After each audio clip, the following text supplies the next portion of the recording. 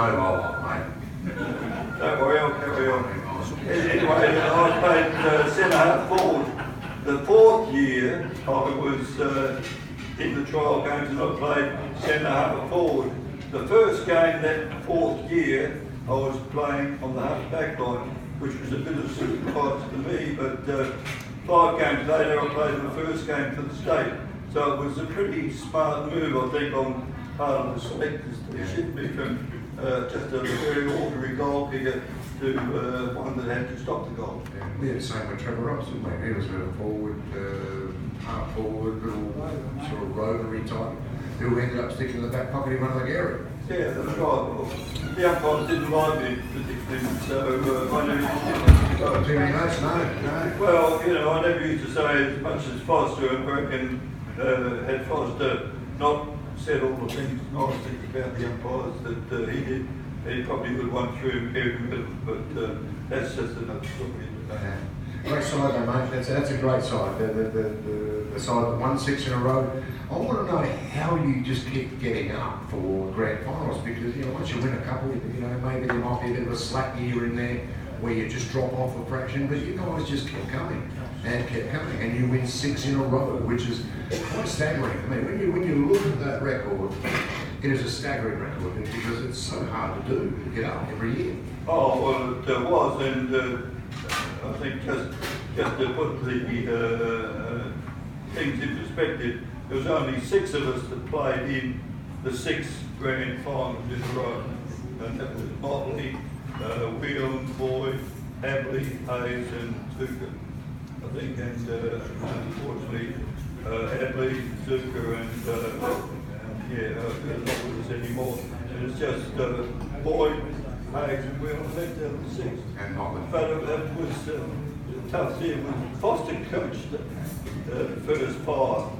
And that in itself was a magnificent effort for him to take 5 years in a row. And it was just, I think, half his inspiration, the way he used to play, that made all the rest of us lift our game and make sure that you know we kept on winning as many as we could, because you know all the other clubs used to hate us. Everyone used to hate us, and we used to say that there are only 2 types of supporters. Those that look at barrack for port and those that wish they did. So his speeches before a grand final, so let's go up to say, I don't know, 57. You've already won a few, you're cruising along. What would be his speech before the game? What does he do to get you blokes up to go out and win another grand final? Well, I can't remember exactly word for word, Barry. He used to say that you know, want to go in and get the ball, and you know, you've got to get 4 players around the ball, and if you tackle a player, an opposition player, you've got to put them on the ground, because if they're on the ground, they're not able to do anything against the teams got the ball, right? Support. So they were basically the things he used to say. And he used to say, kick the ball quickly down into the forward lines so that we could get the ball one-on-one players. Now, not like they do now where everyone runs down the forward line and you just can't move because there are 36 players in the 50-metre square. And we used to get the ball down there. We had plenty of good players on every line of our forward line and back line.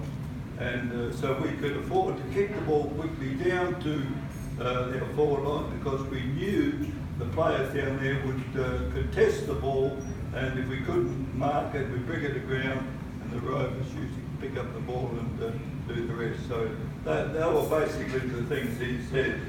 But even though Foster did the first 5 grand finals, I think Jeff Motley's performance in taking Port in his first year as a coach to the grand final and winning the 6th one was a feat that a lot of people don't sort of recognise, because to win a premiership in itself is a great effort, but to win a premiership after the team had already scored 5 was a wonderful performance. And I think Jeffrey's performance that year was outstanding. And he used to lead by example too. Yeah, here's another one. Yeah, another one. Really tough player. Okay, you play some state games, 20 odd state games. You have a player which player gave you the most trouble? Who was the bloke you were a bit jumpy about standing? The one that I remember first of all was Thorold Merritt. You can probably all remember Thorold Merritt. He played for Collingwood on the wing. And oh, beg your pardon, sorry. Thorold Merritt used to play for Collingwood on the wing, and he was a real tough little cookie. And I can remember we were playing at Alberton, and I had a little bit of an altercation with him, and got the ball and cleared it off. And as I was walking back to my position, Merritt came up to me and went whack, and hit me right in the comics, and down I went to see him, and I thought, gee, he's a pretty tough player, and he was too. But we always had a lot of trouble with Victoria until that one day at Adelaide Oval where we cleaned them up, and that brings me to another story, Barry. I think that was the game there where I had PAFC, and I think I put PAFC into the pickets on the Adelaide Oval, and I was pretty chuffed about that because he had been 5'10" and 12 stone, and PAFC about 6'2" and 14 stone, and I cleaned him up. And we actually beat Victoria by about 10 goals that day. And the next year, the Vicks came over as they normally did each year to play their interstate game. And I remember looking in the paper and seeing the headlines. PAFC wants to even the score. And I had a couple of quick trips to the toilet because and I thought, God, this is going to be a bit of a problem. But anyway, he didn't mean he was going to clean me up. He wanted to clean up South Australia because, like all Victorians, they hated SA, and like all SAs, we hated Victoria. So. But that's what it was, so I was a bit happy about that. Right. What about locally? What about a player? What about one of the SNFL boys that used to give you a bit of curry? Yeah, remember a bloke called Malcolm Whitford. Malcolm Whitford played in North Adelaide, and he was built like a glass of water straight up and down. He was 6'2" or 3", could kick the ball out of sight with a long torpedo or screwy, and he could run like a greyhound. So all those attributes made him a pretty hard bloke to stand. And as it was in his first game, I was the lucky one that had to stand him, and I'd never seen him play before. So when Whitford came in, I was in front position. I thought, I'll play this bloke in front and it will stop him from getting a break on me. So I positioned myself to take the first mark, and whoop, up goes Whitford on my shoulders, took the screamer of the year, hit the ground, ran off and started bouncing the ball, and I was off after him. And as I was after him, he went, just ran away from him, and boom, kicked the goal from about 7 yards out. So he was a pretty tough bloke to stand too. Maybe he should have been done in the Pickett's chicken. Maybe he should have been a Pickett treatment. Whitford, catch him?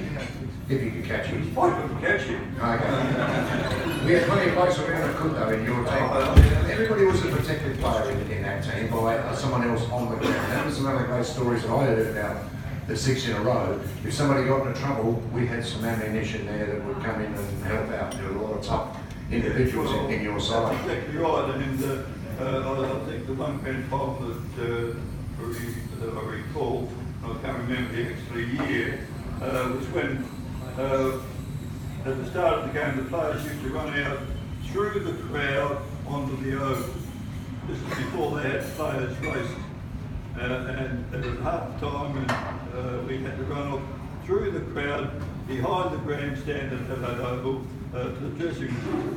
Well, this particular year we were playing West Adelaide, and they were absolutely killing us, and were 3 or 4 or 5 goals in front at half time. And the players, and just before half time, if you remember, Boydie went to take a mark, and Fazy cleaned him up, ran straight through him. There was 36, 35, I should say. I didn't go out there.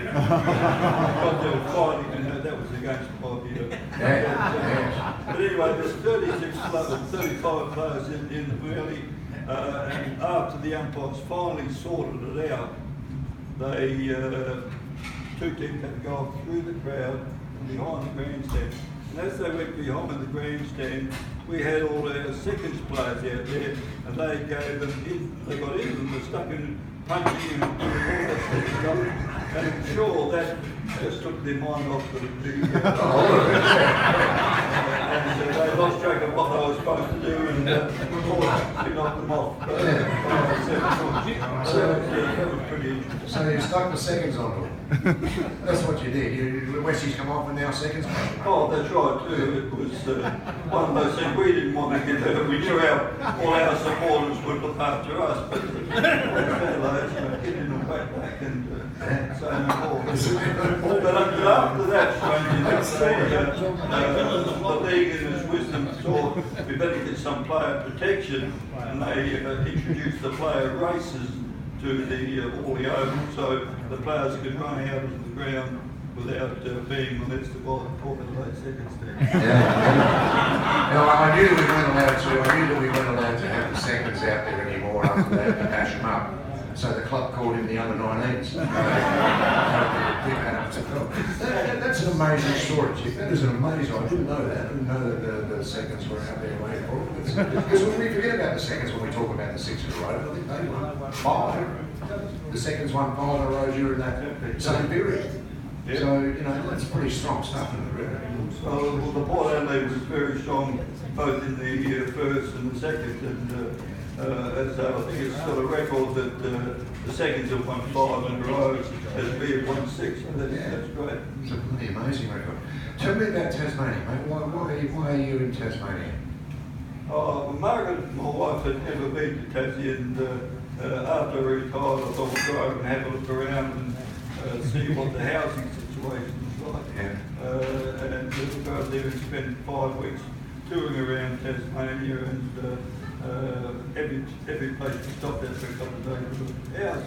And you can pick up houses then for $30,000, $40,000 dollars, and that was pretty cheap. So we made an offer for a house that the owner couldn't resist, and we moved over there for 14 years. What year was that, Chief? What year was that when you moved over?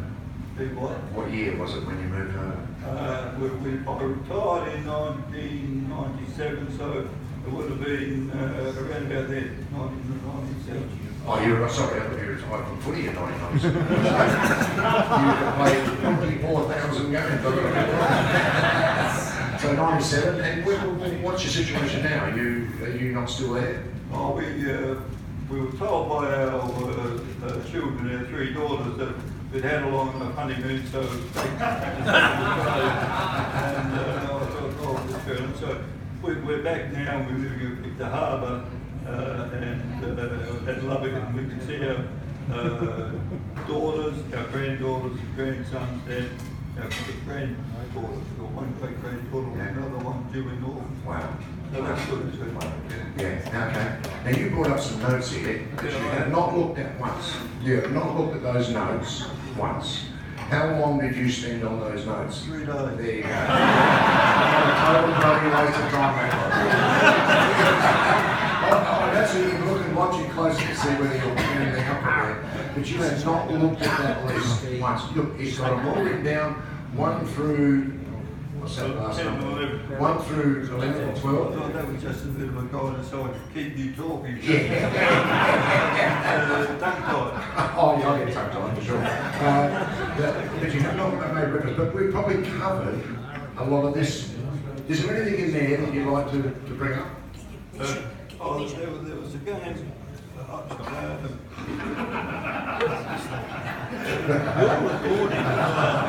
was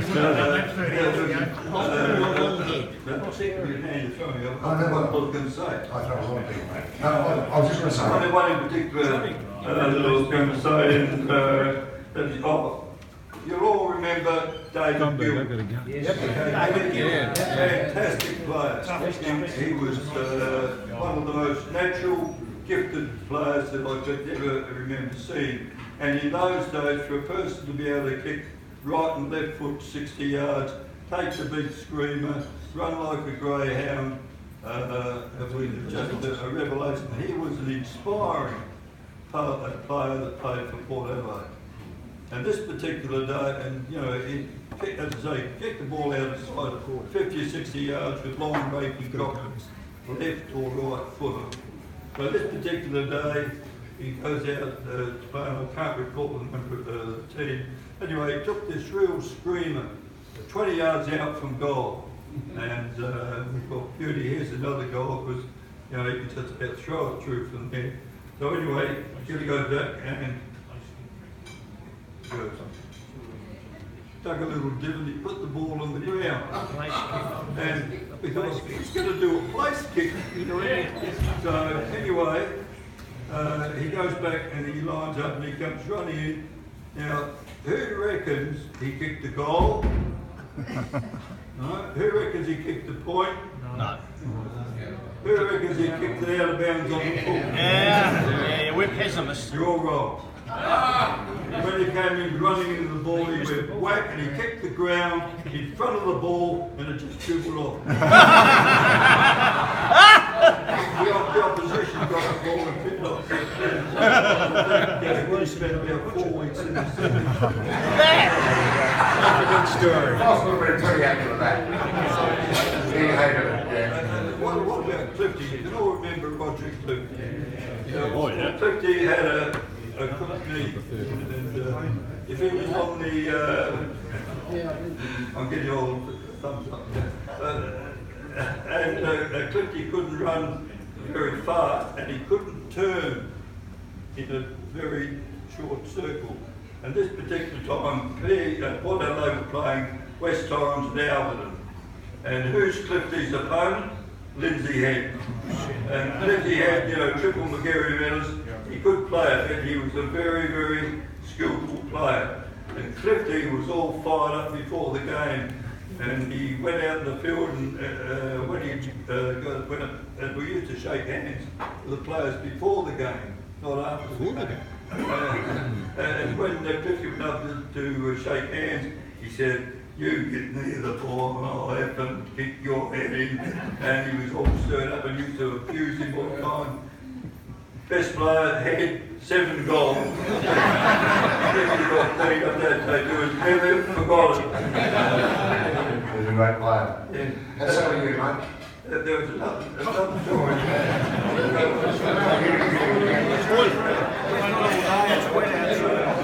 Port Adelaide beat Norwood in the grand final, a grand final, probably in the early 50s. Anyway, Norwood had a player called Eric Butler. You probably all remember Eric Butler. A little player who was called a follower. Now they call him on-ballers. Anyway, Eric Butler was creating havoc with the Ports, 10 minutes into the grand final, and he was running along the grandstand wing on the western side, bouncing the ball, dodging players and doing all sorts of funny tricks and still carrying the ball forward. Anyway, I was playing half back on the grandstand side. When Butler came up towards me, I said, "If he turns this way, I'll be able to get him." And he turned that way and I went, boom, and went straight through him. And they carted him off on a stretcher with a suspected broken collarbone. And, you know, I never ever meant to deliver. I never really meant to hurt a player like that. So anyway, after the game, which we won by the way, was one of the 6, after the game I was walking past Norwood dressing room and we looked in and there's Tiger Potts, Norwood's head trainer, with Butler moving his arm up and down all around about. I thought, beauty, that's good, he hasn't broken his collarbone. Well, okay, and now the Wednesday after the grand final, Port Adelaide had to play Norwood in a charity match out at Norwood Oval under lights. And that was just the 2 grand final teams playing a rematch at the grand final. So anyway, out of the grand final, or the Norwood Oval, on the Monday before the game, I was at work and I got a phone call don't play, they're going to get you. And I thought, geez, this bloody, he's playing stuff. But anyway, I forgot all about it. And anyway, I went out there and we were playing Norwood under lights, and the lights in those days were pretty ordinary. And there were lots of places where people could hide. Anyway, Peter Vivian, remember Peter Vivian? Yeah, he used to wear number 8 for the Lord, I'll never forget it. Anyway, he marked the ball. I ran in to stand the mark, and he went whack with his elbow, gave me a deep press fracture of the cheekbone, and put me in hospital for 2 weeks. And I can always remember the funny sensation of walking or being carted off the oval, seeing triple. I could see double out of this side and single out of that. I thought it was funny. But anyway, I've never been one to hold a grudge. Not really. So I thought next year we'll have to play Norwood again, and I'll see if I can even the score again. So we're playing Norwood out at Lord, would you believe, in this particular game. And Vivian's got the ball, they're heading towards the goal down the parade end. There's a big crowd of players. And Vivian couldn't get through, so I knew he'd have to turn around and come back the other way. And I picked which way he was going to turn and went whack and cleaned him up, you see. And he fell on the ground, kept the ball, and the umpire went holding the ball. So, so 5-3 kick, see. And the next thing I know, Glenn McMahon, remember Glenn McMahon, big force of the North, came in and went whack and knocked me over, and suddenly there was a brawl at Norwood Oval, and all the players involved. But as it happened, I wasn't going to get up and get into this ball game. Because I was down the ball and knew it was my free kick. So when I got up and took the free kick, I thought the 30,000 people that were there were going to jump the fence. You know, because I wasn't the most popular bloke in Norwood. Or Unley, or Richmond. Very cool. Jim, always great to talk to you, mate. Always great stories. You're a fantastic player for the footy club. You're obviously a legend for the footy club. So lovely to see you back here. I'm sure all the sweetness here at Green. So great to have you back, mate. And thanks for